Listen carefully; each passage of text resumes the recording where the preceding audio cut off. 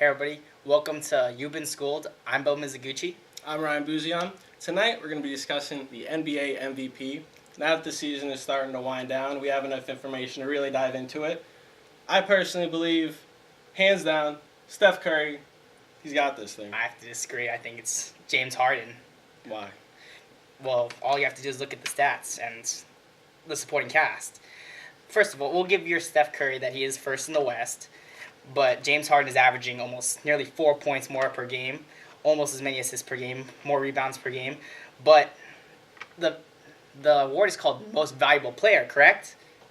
And let me check. Last time I looked at the Houston Rockets roster, minus Dwight Howard, who has played about half the season, 32 of 59 games. You go down the roster, you see Monty Jones, and the only other player you'd be like, he's a really good player, possibly could be Trevor Ariza. But you go down Golden State's roster, you have Draymond Green, who's probably going to be max contract this summer. You have Klay Thompson, who we don't need to say too much about him. He's an all-star, one of the best players, probably the second best shooting guard in the NBA. Andrew Bogut, who's probably he's one of the better centers. The center position is lacking, so he'd probably be one of the better centers still. Potential great player in Harrison Barnes in the future. David Lee, double-double machine. Iguodala, defensive stopper. And Maurice Spates, who's having a career year, I'd say. Yeah, I'll concede that Harden is doing more with less, for sure. He doesn't have nearly as good a supporting cast. But come on a night-to-night basis, when you're flipping through channels watching games, if you come across a Warriors game or a Rockets game, you're going to watch the Warriors, man. This Steph Curry is amazing. But you're watching the Warriors because of the Warriors team, not... But if you're going to watch the Rockets, you're watching the James Harden show. It's a fair point. But if you put every NBA player into a room and said, who's having the best season, I think they would all point to Curry. Because you look at him, he may have a better supporting cast, but the ball is in his hands every possession, and he makes his teammates so much better. He runs the pick and roll like nobody else in the NBA right now.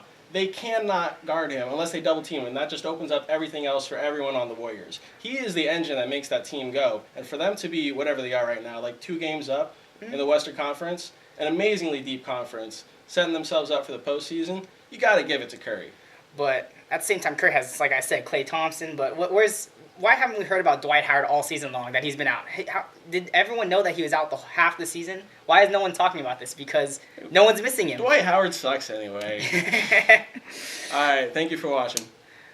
All right, you can't go wrong either way, but thank you for watching, and yeah. Boom. Hi, welcome to You've Been Schooled. My name is Jeremy Bergman. And I'm Natalie Calabat, and tonight's topic is how we can make baseball a shorter, more enjoyable game. We could, put a pitch clock in, take out advertisements. We could pretty much shorten the time in between innings. There are a lot of options, and there's a lot of talk with the new commissioner that baseball is too slow. I understand that with the new commissioner, he wants to enact new rules so that he can get a younger audience, and these are a lot of okay ideas to put on the table, but to actually enact a pitch clock, which to me sounds like a shot clock in basketball, which if somebody doesn't get a shot off at the right time in basketball, you have to go to the replay, you have to slow the game down, see if it left his fingertips. If I'm a baseball fan, I feel like that's more of a hassle to have a pitch clock, behind the plate, in front of the plate, have a buzzer go off in the middle of the stadium. The culture of baseball, though it's slow, is very conducive to just relaxing and watching the game, and I feel like a pitch clock would maybe rush things too much and create a more hectic situation. When it comes to advertising, I don't know how you feel about that, but the commercials, I feel like there are a lot of commercials, too many commercials in baseball, for sure, between innings. But how are we going to work out, taking the ad money away from the teams who are in control with their networks of buying the commercials? I feel like that's going to be a really big hoop to jump through. Right, so advertisements are very important and they are controlled by the specific teams. However, I feel that by almost just cutting them in half maybe, and I know that the advertisements would suffer a little bit on the money side, but in the long run, by making the game shorter and more precise, it would draw more people in, therefore they would make up the money with the ticket sales, more people watching it on TV. That's a really good theory. It's really good conjecture. I'm just not sure if I feel like the big money is more in the advertising and the commercials, and that while attendance may be a problem, that I think the money's going to come in more with advertising than the attendance. I feel like although we agree that baseball is slow and has problems with breaking through innings and whatnot, I think it has to come from somewhere else. I don't know if. I mean, see, baseball is slowly. Are we done? Oh, see, baseball is slowly dying out, and young boys, young people don't necessarily want to play it because it's such a long and a grueling game, and older people don't seem to really want to watch it anymore. So we don't want to have it fall off the map. If we just have to do some short, small things to make the game more fun, more enjoyable, and increase the popularity of the sport. Well, I guess it's a discussion that's still going on. We'll see what the new commissioner has to say about it in the next coming months. I'm Jeremy. Natalie Calabat, thanks for watching You've Been Schooled. What's up, everyone? I'm Sagar, and this is the news edition of You've Been Schooled. This is my buddy Justin. He's going to tell you erroneously why the SEC is better than the Pac-12, but the Pac-12 is clearly better. And I'm just going to jump straight into it because I think that's how weak his argument's probably going to be. College football is predicated on your coach and your quarterback. No conference in the country is deeper at those two positions What about national than the championships? Pac-12. ESPN does a rankings of all quarterbacks in every conference, and the 12th quarterback in the Pac-12 is an NFL potential player, Taylor Keller from Arizona State last year. The 12th quarterback for the SEC is something named Justin Worley, who if you Google him, the first thing that comes up is Justin Worley sucks. So that's right there. That's a comparison. Okay, quarterbacks clearly. But let me stop you there. What is a team can have a great quarterback, but that doesn't mean they're going to win games. Doesn't mean they're going to win national championships. And the SEC didn't Alabama, win any for game- example. the SEC When's didn't win the anything last either. time Pac-12 teams won a national championship? When's the last time a SEC team won a New Year's Six Bowl? It wasn't last year. They were 0 for 3 in that one. Conferences are judged by national The championships, not by vaunted New Year's SEC bowl West. games. The vaunted SEC West went 2-5 in the bowl season. The Pac-12, meanwhile, had the highest winning percentage in the bowls, and you might say, all right, so the SEC was number 2.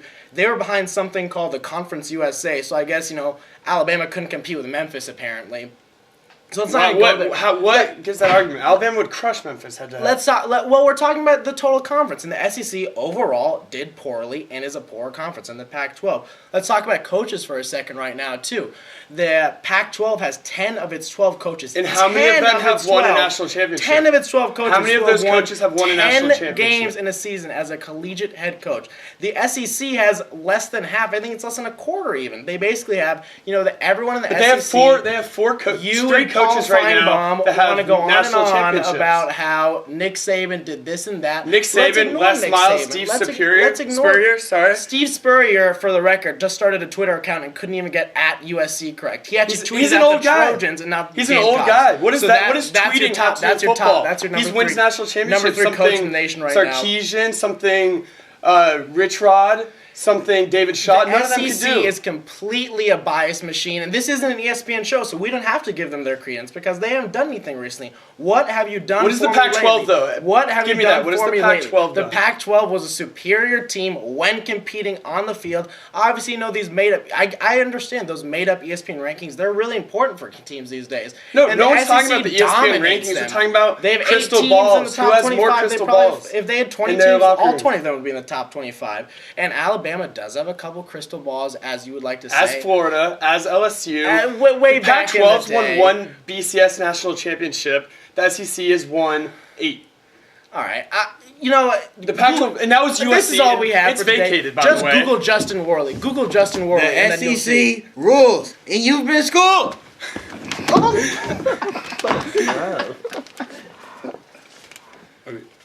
Oh, we ending on I that? already thought we finished. Okay. Yeah, I thought All right. When he jumped on, I assumed it was Okay. over. All right. Cool. Very good. You guys are great. You guys are good. You great. I love the banner. Pac-12 won. Okay. Send the next crew down. What was his